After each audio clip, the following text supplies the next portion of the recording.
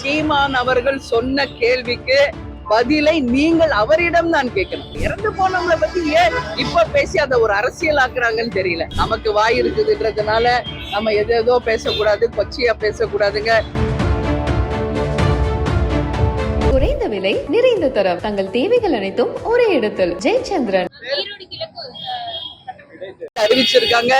இன்னும் யாரும் வேட்பாளர்கள் அறிவிக்கவில்லை. தேமுதிகவினுடைய நிலைப்பாடு என்ன என்பது இன்னும் ஒன்னு இல்ல 2 நாள்ல உங்களுக்கு தலைமை கழகமே அதிகாரப்பூர்வமாக நாங்கள் அறிவிப்போம்.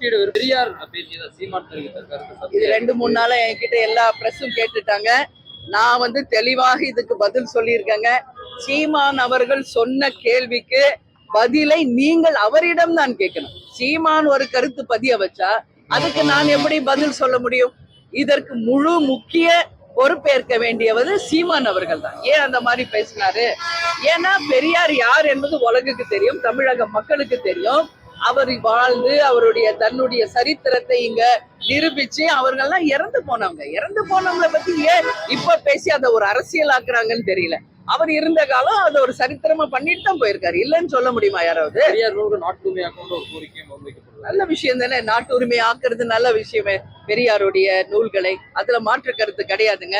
ஆனா நமக்கு வாய் இருக்குதுன்றதுனால நம்ம எதோ பேசக்கூடாது, கொச்சியா பேசக்கூடாதுங்க.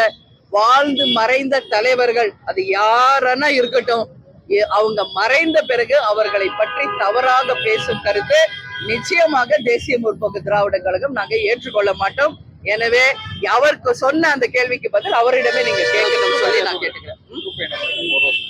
நாங்க சொல்றேங்க, என்ன செயற்குழு பொதுக்குழு முடிச்சுதான் அதை நாங்க அறிவிப்போம். வெகு விரைவில் உங்களுக்கு நாங்க தெரிவிக்கிறோம். நன்றி, வணக்கம். குறைந்த விலை, நிறைந்த தரம், தங்கள் தேவைகள் அனைத்தும் ஒரே இடத்தில். ஜெயச்சந்திரன்.